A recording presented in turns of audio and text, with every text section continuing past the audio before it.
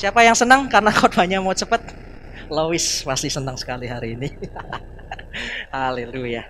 Oke, ada yang udah tahu saya mau share apa? Sambil diiringi Bapak Ganteng. Hari ini saya akan share, ini kayaknya bukan khotbah saya nih yang ditampilin. Soalnya saya nggak pakai putih-putih begini. Oke, ini judul saya hari ini adalah Faithful Servant. Katakan sama-sama dengan saya 2, 3. Faithful Servant. Mari kita baca. Let's we read. Asik. Matthew 25, 21. Bahasa Inggris, men. Tadi kata Tante Gyoktin ada masukan dari Tante Gyokeng. Om David sama pengerja kalau khotbah kalau bisa pakai bahasa Inggris katanya gitu. Ya, saya bilang sama Tante Gyoktin, enggak ada yang bilang. Saya aslinya mau bilang gini, iya Tante kalau nggak bahasa Inggris mulut saya gatel gitu ya. Oke, Matius pasal 25 ayat 21. Kita baca dari terjemahan New International Version. Asik. Ini siapa yang pintar bahasa Inggris di sini? Boleh angkat tangan? Angel, kamu bisa bahasa Inggris gak? Bisa ya? Tolong bacain ya. Ayo Angel, berdiri dan bacain ayat di depan. Ayo duduknya di bawah aja. Enggak, duduk situ aja. Enggak apa-apa, duduk situ aja. Ya, silakan berdiri dan bacakan. Kelihatan?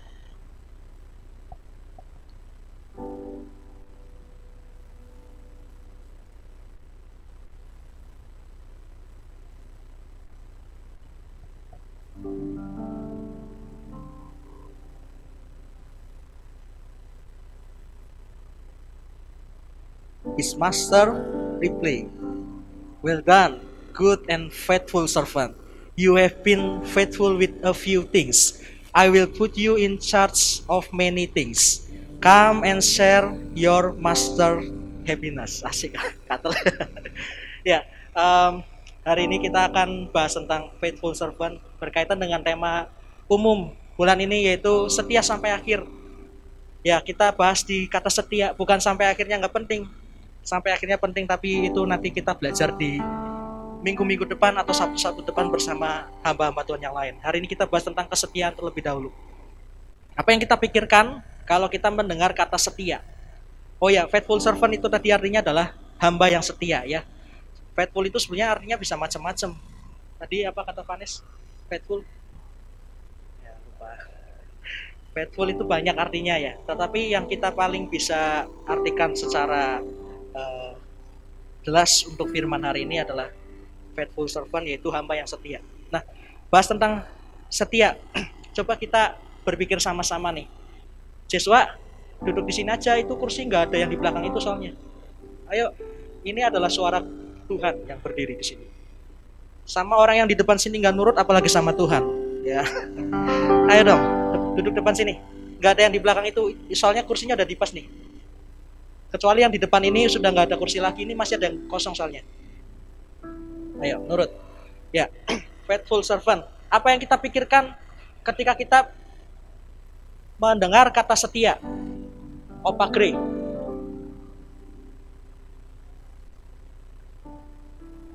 Kita berpaling, asik ini. Definisi setia menurut Opagre. Kalau Lois, kalau kamu mendengar kata setia apa Lois? Nggak diajarin ya? Apa itu setia? Apa? Sama kayak siapa?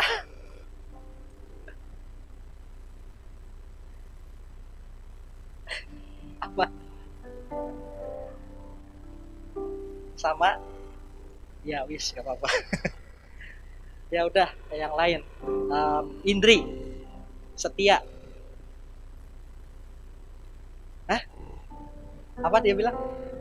Satu buat selamanya, satu untuk semua, itu apa ya? SNF. Kalau semua untuk satu, gak ada ya. PKI ya, semua untuk satu. Oke, setia. Ada yang punya definisi yang lain? Karen, yang kemarin habis ulang tahun nih, cantik sekali. Hah? Gak mendua. Oke. Juve, Setia menurut CV apa? Nggak meninggalkan. Oke. Kalau kata senior kita yang sebentar lagi akan melepas masa lajangnya, Abang Boni, setia menurut abang apa, Bang?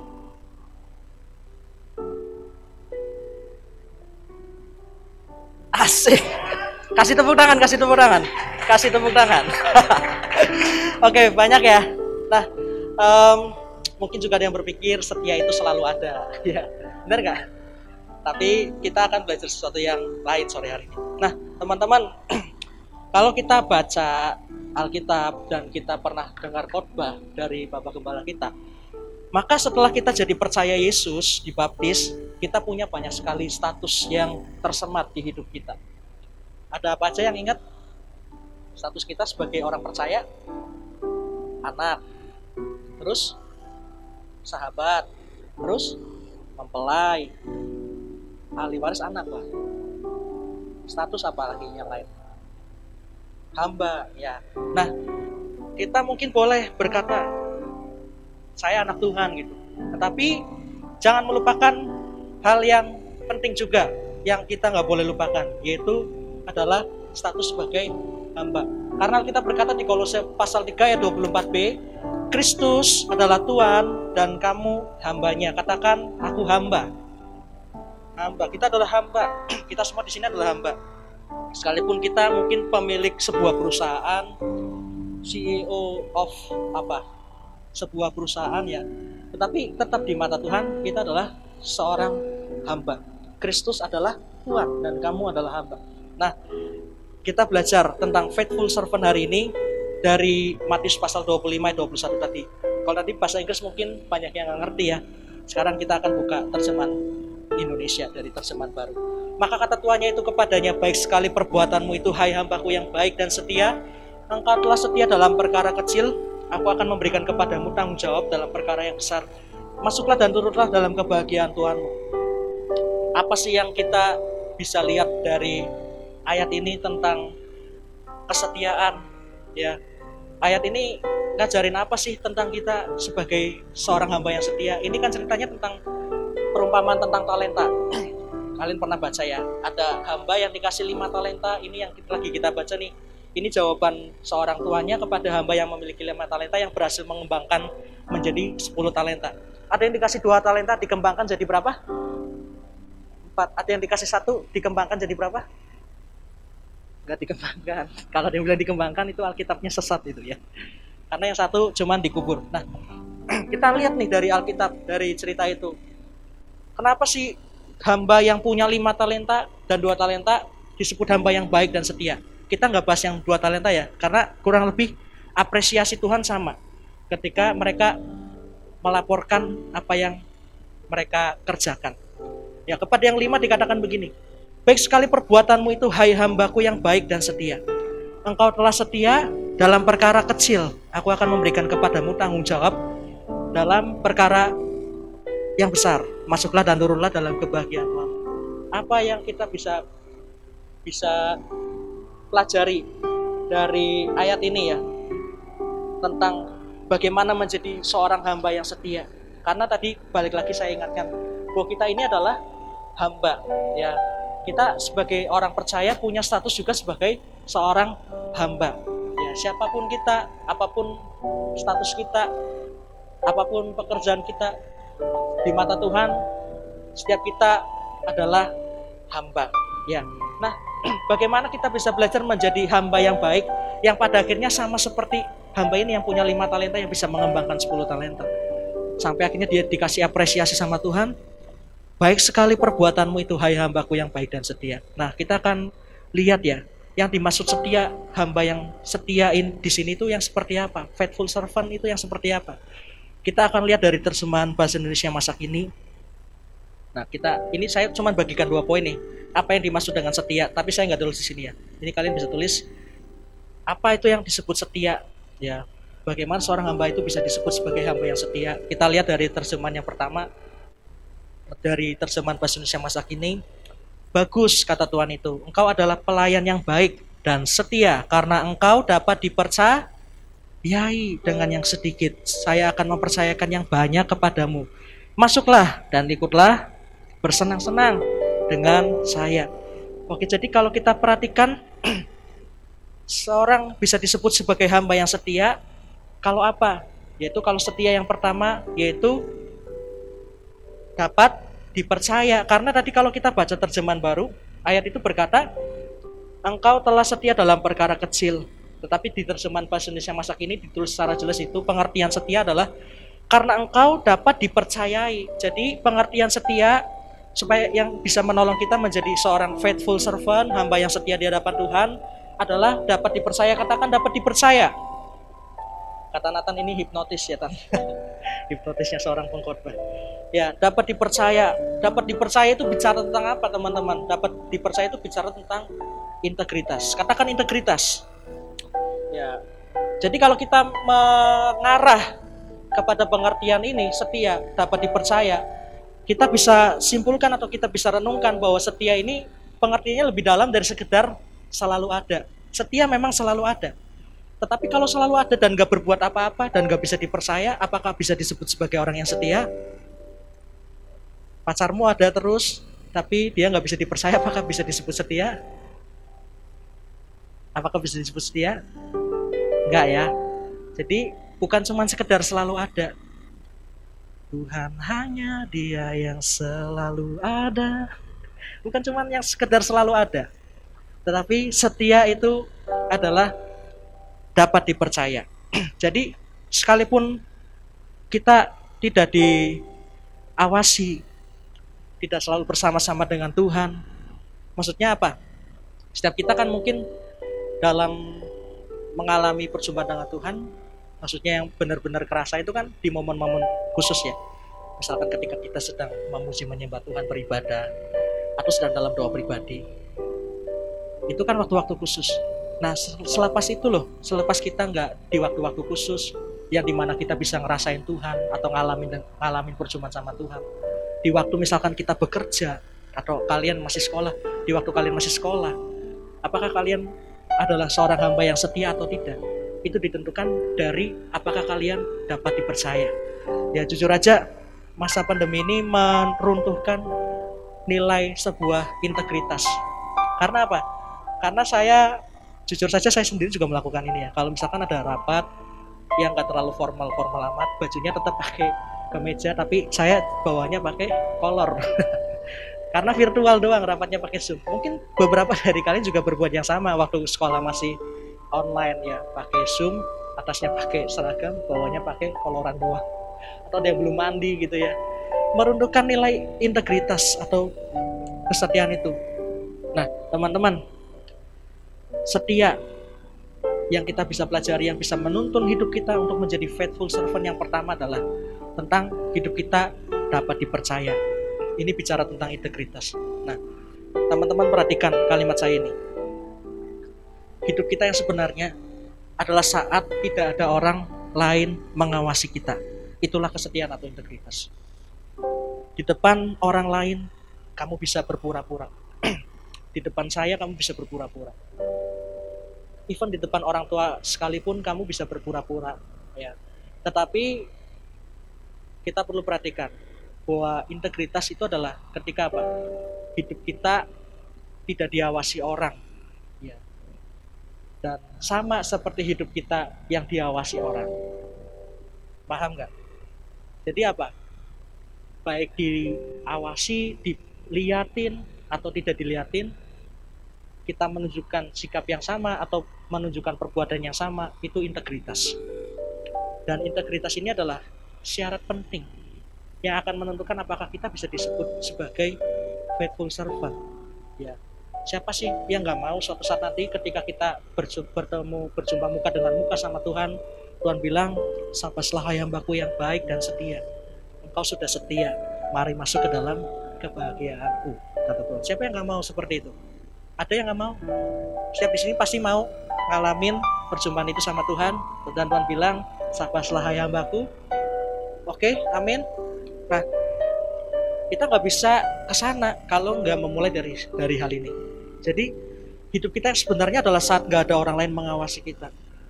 Ya, Dan saya berdoa supaya kita bukan hanya baik ketika diawasi atau ketika dilihat oleh orang lain, tetapi apa? Ketika nggak ada orang lain, kita juga tetap baik. Kita mungkin berpikir begini ya, tentang tentang melakukan yang baik dan yang tidak baik. Kepada orang yang kita kenal, misalkan apa? Saya itu selalu berpikir begini.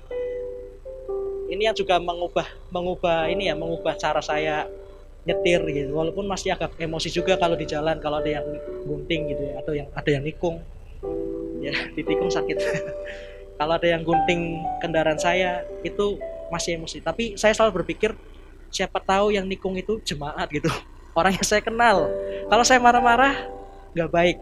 Nah, itu awal sekali yang mengubah hidup saya gitu. Tetapi yang lebih dalam dari hal itu adalah tentang ini.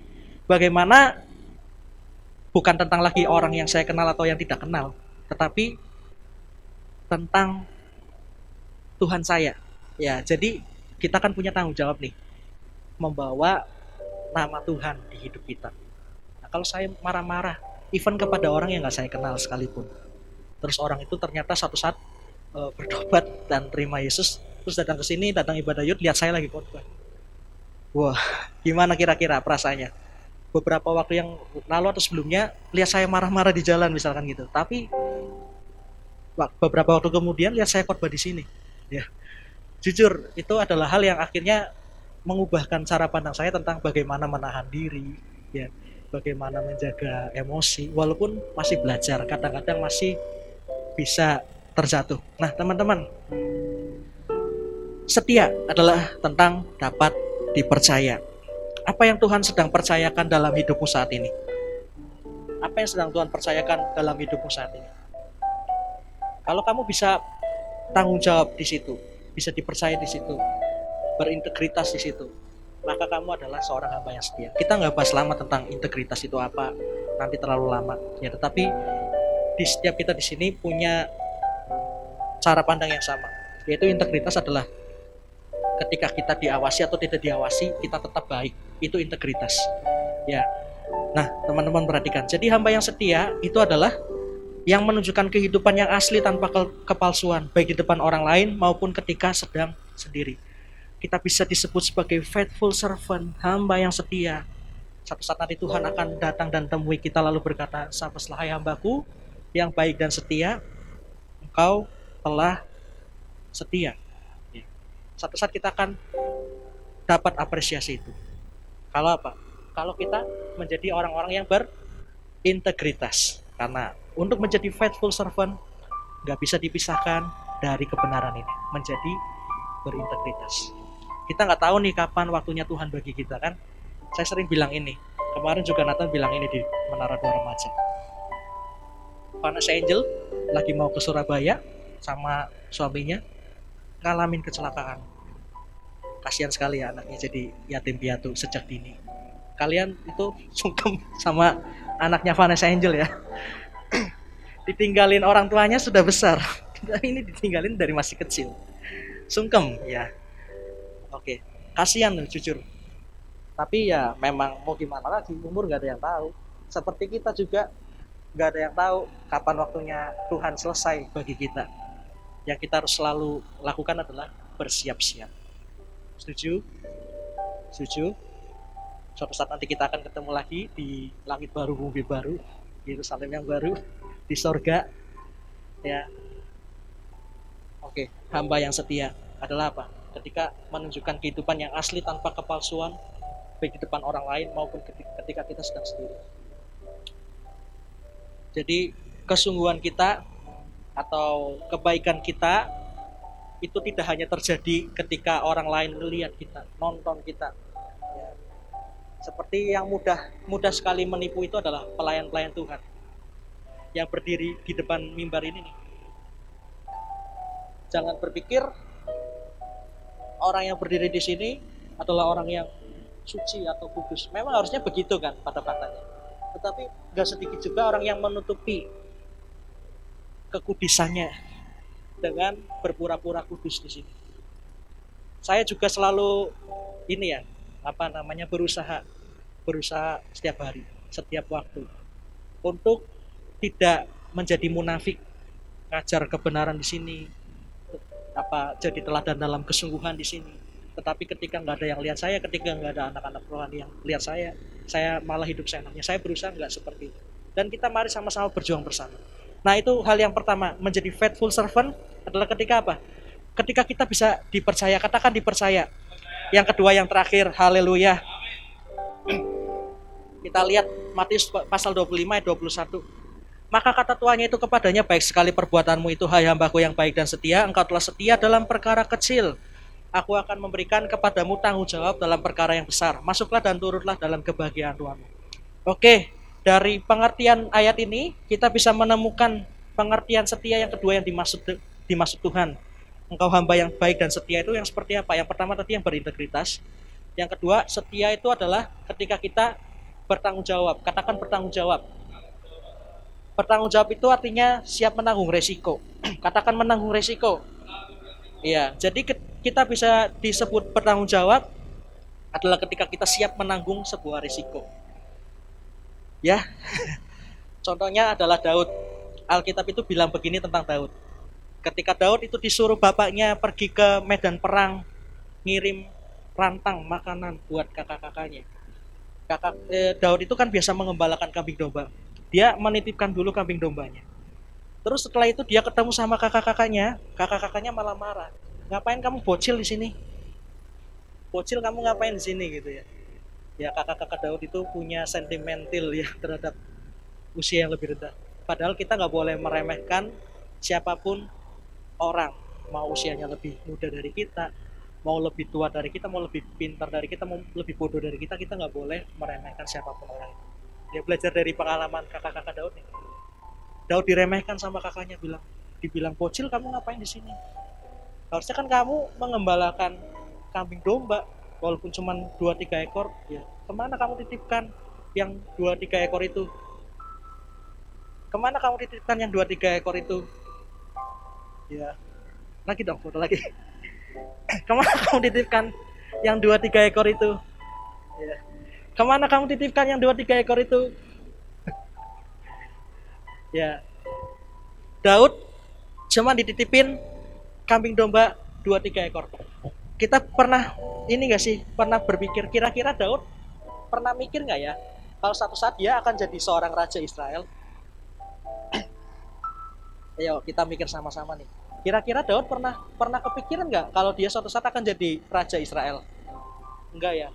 Dia itu kerjanya apa? Cuman ngangon wedus. Jumlahnya cuma 2-3 ekor. Makanya itu gambarnya cuma 2. Sambil ngangon wedus, kerjanya kalau sekarang main gitar ya. Di zaman itu main apa? Harpa ya. Sambil genjrengan gitu. Anak tongkrongan banget lah ini Daud ya. Kalau sekarang mungkin kerjanya di Warmindo nongkrong sambil gitaran. Ya. Minum es teh banyak-banyak sampai gelasnya ketumpuk-tumpuk.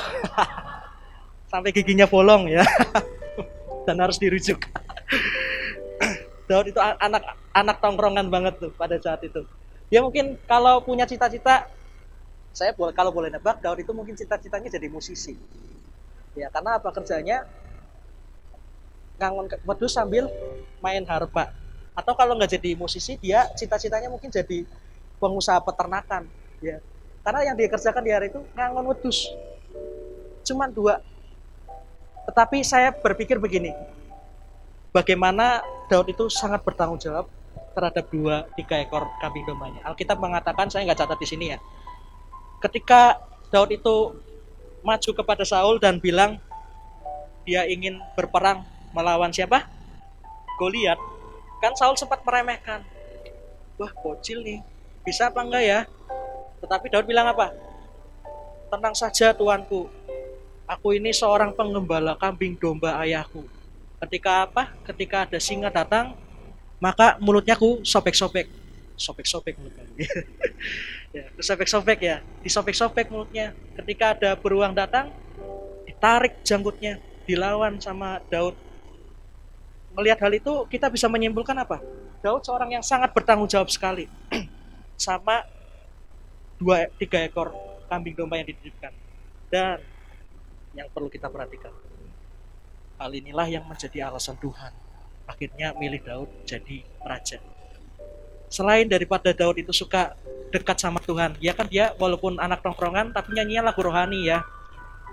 Dia nggak nyanyi lagunya apa tuh, lantas mengapa ku masih apa, ku rasa, dia nggak nyanyiin lagu-lagunya Dewa atau lagu-lagunya Drive ya, dia nyanyiin lagu-lagu rohani. Sampai akhir ku menutup mata, dia hidup dekat sama Tuhan. Selain dia hidup dekat sama Tuhan, ternyata kehidupan kehidupan Daud yang dekat sama Tuhan ini berdampak kepada Daud menjadi Daud itu seorang yang bertanggung jawab. Dan yang saya pikirkan adalah ketika Daud bertanggung jawab itulah yang dilihat Tuhan. Daud setia nih, ngangon wedhus 2-3 ekor bisa, dia pasti bisa jadi ngangon manusia yang jumlahnya banyak ya. Nah, kita perhatikan terus. Jadi hamba yang setia itu adalah hamba yang siap menanggung risiko atas tanggung jawab yang diberikan. Ketika kita diberikan tanggung jawab, selalu ada dua hal yang menanti kita. Satu risiko, yang kedua adalah rewards. Ya, kalau kita setia tanggung jawab, ada rewards. Tapi kalau kita nggak bisa bertanggung jawab, ada risiko yang akan menanti kita. Benar nggak? Ya, benar? Iya, ya benar. Nah, ini adalah dua hal yang kita pelajari sore hari tentang bagaimana menjadi faithful servant. Yang pertama adalah ketika kita berintegritas. Lalu yang kedua, kita bisa dikatakan sebagai faithful servant ketika kita bertanggung jawab. Dua hal ini saja teman-teman, tanamkan kuat di hati saya. Saya nggak lama-lama, tapi masih ada nih dua hal lagi yang mau saya sampaikan sedikit. Sampai di yang kedua. Oke, next, cepat. Apa sih rewards yang akan menunggu kita? Tadi kan saya katakan kalau kita bertanggung jawab, selalu ada dua hal yang menanti. Yang pertama risiko, kalau kita nggak bisa bertanggung jawab, ada risikonya dong. Iya nggak? Tapi kalau kita setia, kita bisa bertanggung jawab, maka ada rewards. Selalu ada apresiasi, ada penghargaan yang akan menanti orang yang setia. Apa reward faithful servants? Yang pertama, diperbesar kapasitasnya. Kita lihat secara cepat. Matius 25-21. Yang bagian yang kuning-kuning aja kita lihat ya. Bukan ngambang ya, kuning-kuning yang di sini. Aku akan memberikan kepadamu tanggung jawab dalam perkara yang besar. Ya, jadi rewards faithful servant yang pertama adalah diperbesar kapasitasnya. Diperbesar kapasitasnya itu berbicara tentang apa? Tentang promosi, katakan promosi. Ya, siapa yang nggak pingin hidupnya terus naik? Siapa yang main game di sini? Saya pernah belajar main Mobile Legends tapi nggak bisa. Akhirnya saya uninstall gitu. Maksudnya download itu biar bisa main bareng sama kalian, tapi mikir juga nanti kalau saya main bareng sama anak-anak takutnya saya jadi beban ya. Ini saya hapus lah. Nah, tapi pada umumnya mungkin hampir semua game sama ya, ada level-levelnya gitu kan ya. Saya nggak tahu Mobile Legends ada levelnya nggak sih? Kayaknya ada ya. Ada ya. Buat pemula pasti akan yang level yang gampang dulu, ya nggak? Ya kan? Nah, nanti kalau udah bisa menang nih di level yang isi, maka akan naik ke level yang berikutnya, benar nggak? Sama halnya dengan menjadi faithful servant. Ya, ketika kita bisa bertanggung jawab, berintegritas dalam setiap hal yang Tuhan sudah titipkan sama kita, maka kita akan semakin diperbesar kapasitasnya. Itu bicara tentang promosi. Teman-teman, jangan mengejar ini ya, jangan pernah mengejar promosi tanpa memantaskan diri. Karena orang yang cuman mengejar promosi dan gak memantaskan diri, gak layak dapat promosi. Kita bisa dapat promosi dari Tuhan, diperbesar kapasitasnya kalau kita orang yang setia, faithful servant. Yang tadi apa yang pertama? Yang kedua, tanggung jawab. Nah, kalau ada promosi, maka ada yang kedua yaitu fasilitas. Percayalah, fasilitas akan mengikuti kapasitas. Yang percaya bilang amin. Ya, saya jual motor buat kasih persembahan pembangunan. Saya nggak sedang menyombongkan diri. Bagi saya itu malah sesuatu yang nggak ada apa-apanya gitu dibanding apa yang sudah Tuhan perbuat. Tetapi teman-teman perhatikan begini. Tuhan itu nggak biarin saya pergi pelayanan dengan jalan kaki. Ketika di hari saya mau jual motor, itu adalah ada peneguhan Tuhan dari orang-orang terdekat saya, dari nabinya di sini, dan dari orang lain yang minjemin motor saya ya dari jemaat yang namanya Vincent. Nah, ketika itu saya diteguhkan Tuhan dengan abahnya ini bilang, yaudah jual aja sekarang. Ketika apa? Ketika Vincent bilang, pikir saya kalau kamu mau jual motor kamu nanti saya pinjamin motor kamu buat kamu operasional sampai kamu ada motor lagi. Langsung dia bilang, ya udah jual aja sekarang gitu. Ya udah saya jual gitu. Pulang dari sarapan pagi saya jual. Nah, fasilitas itu ini ya yang saya pikir mengikuti saya gitu. Ketika apa? Ketika saya layak untuk memang layak untuk dapat kendaraan gitu, walaupun belum punya sendiri sekarang ya. Sekarang misalkan ini ya bisa bayangin lah betapa repotnya saya. Ya bukan nggak bisa sih, tapi lebih repot aja gitu. Ketika apa? Ketika pelayanan kemana-mana harus misalkan jalan kaki atau naik sepeda, akan lebih mudah kalau naik motor. Makanya saya dapat fasilitas motor itu karena apa? Karena Tuhan pandang saya ada kapasitas itu. Nah teman-teman gak usah mikir bagaimana nanti. Kalau kamu punya kapasitas di situ, walaupun saya saat ini belum punya uang buat beli motor sendiri, tetapi Tuhan yang kasih pinjam lewat orang lain, ya itu akan ngikutin nanti. Saya saksinya, saya sudah membuktikan sendiri. Nah, next, yang kedua, apa reward faithful servant? Agak lewat sedikit ya. Menikmati kebahagiaan. Katakan menikmati kebahagiaan. Masuklah dan turutlah dalam kebahagiaan Tuhanmu. Ya. Jadi reward seorang hamba yang setia itu apa? Yang pertama diperbesar kapasitasnya. Kalau diperbesar kapasitasnya akan mengalami promosi dan menikmati fasilitas.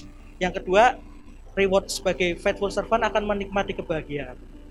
Kita sebagai hamba yang setia, kalau kita beneran hamba setia, maka reward ini akan terjadi pada saat kita melakukan kesetiaan kita.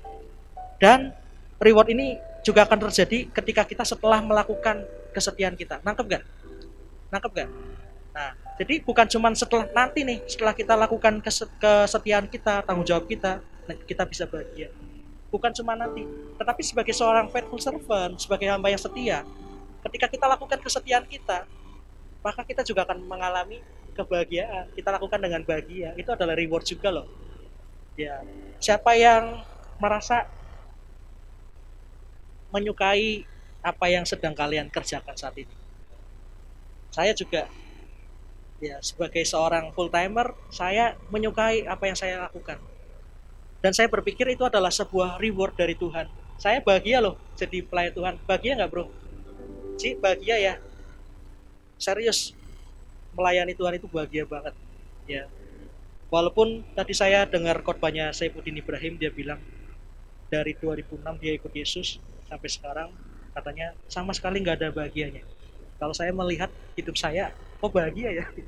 Walaupun ada juga nggak enaknya ya, ada juga nggak enaknya. Tapi saya tetap memandang semua hal yang terjadi mendatangkan kebaikan. Nah, teman-teman, saya sudah selesai banyak cepat. Ini saya nggak lagi ngeblank ya. Ini saya nggak lagi ngeblank, tapi memang sudah selesai. Nangkap apa yang saya sampaikan, firman Tuhan sampaikan sore hari ini? Ya, faithful servant. Setiap kita punya tanggung jawab yang sama menjadi hamba yang setia, karena kita adalah orang-orang percaya. Yang statusnya bukan cuma anak, bukan cuma warga kerajaan, bukan cuma mempelai, tapi kita juga adalah seorang hamba. Nah, sebagai seorang hamba kita dituntut untuk menjadi seorang hamba yang setia. Gimana caranya kita bisa menjadi hamba yang setia? Yang pertama, yang kedua, Cun. Valen, bertanggung jawab, Cun. Iya. Dan apa reward kita kalau kita menjadi faithful servant? Yang pertama, diperbesar kapasitasnya. Yang kedua, menikmati kebahagiaan. Siapa yang mau bahagia? Mari bagi berdiri sama-sama. Haleluya. Nah, berapa? Lebih 5 menit doang ya.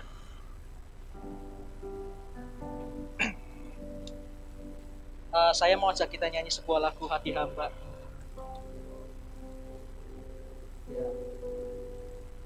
Nangkep ya apa yang saya ajarkan hari ini? Setiap kita punya tanggung jawab menjadi seorang hamba. Dan Tuhan mau tuntut kita menjadi bukan hamba yang biasa, apalagi hamba yang tidak berguna. Tetapi Tuhan mau kita menjadi hamba yang setia, faithful servant. Katakan I'm faithful servant. Kita nyanyi lagu Hani Hamani.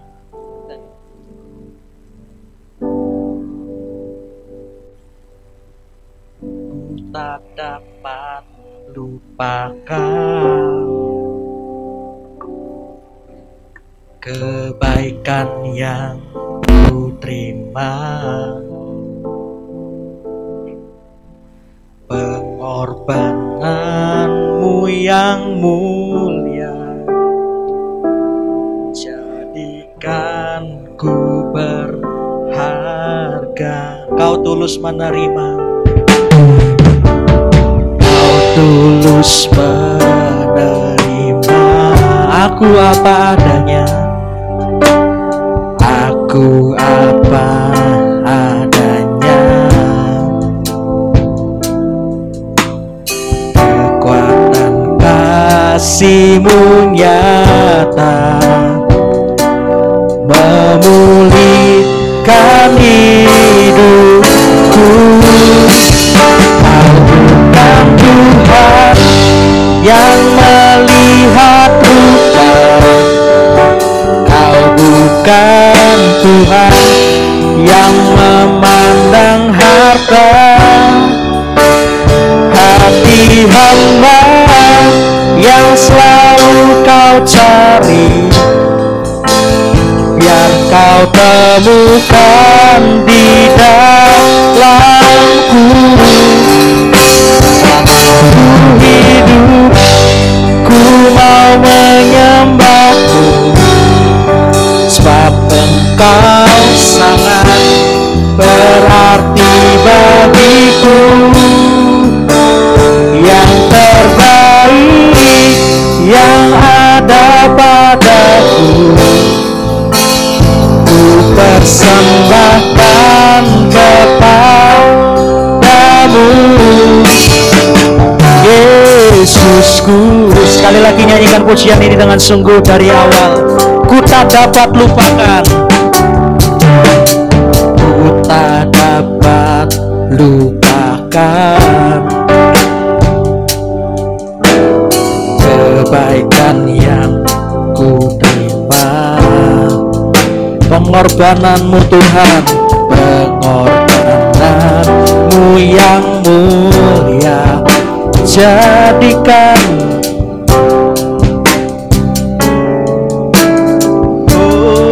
Kau tulus menerima, Kau tulus menerima aku apa adanya. Kekuatan kasih-Mu nyata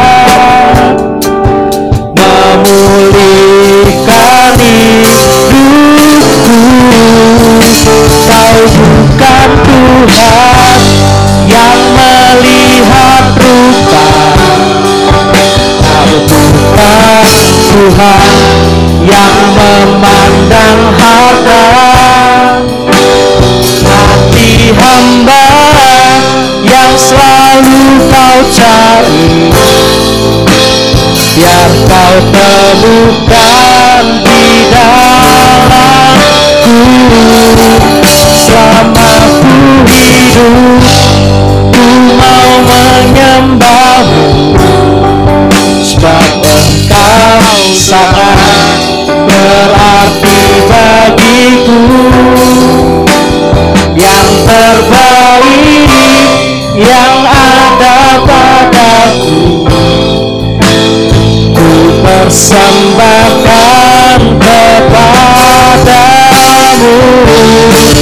Kau bukan Tuhan yang melihat rupa, Kau bukan Tuhan yang memandang harta.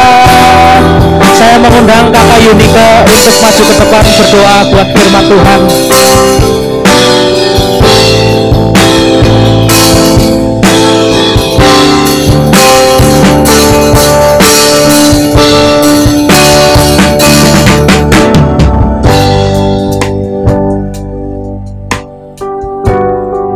Sebab Engkau sangat berarti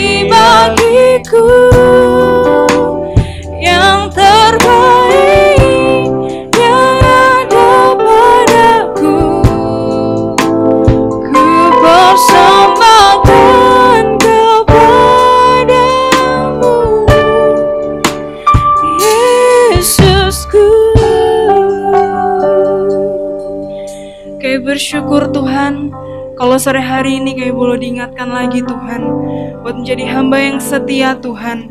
Ajar kami Tuhan, untuk bisa Tuhan andalkan. Ajar kami Tuhan, untuk memiliki hati yang bertanggung jawab Tuhan.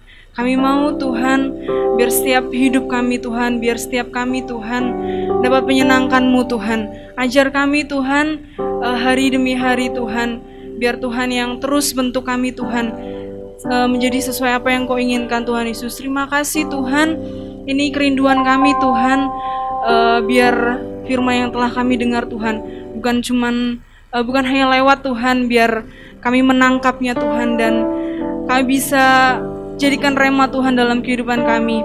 Kami tahu Tuhan, jadi hamba yang setia itu sulit Tuhan, kami tahu, tapi kami mau Tuhan,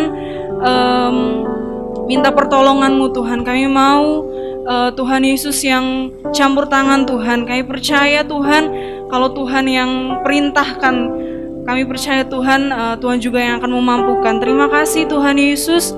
Kami berdoa Tuhan buat hamba-Mu Pastor Nehemia Tuhan.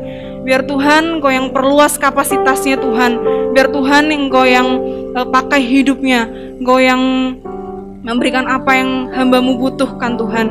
Biar Tuhan yang berurusan dengan hidupnya Tuhan. Biar Tuhan yang bertanggung jawab atas hidupnya. Terima kasih Tuhan. Jadikan ini rema di hati kami Tuhan.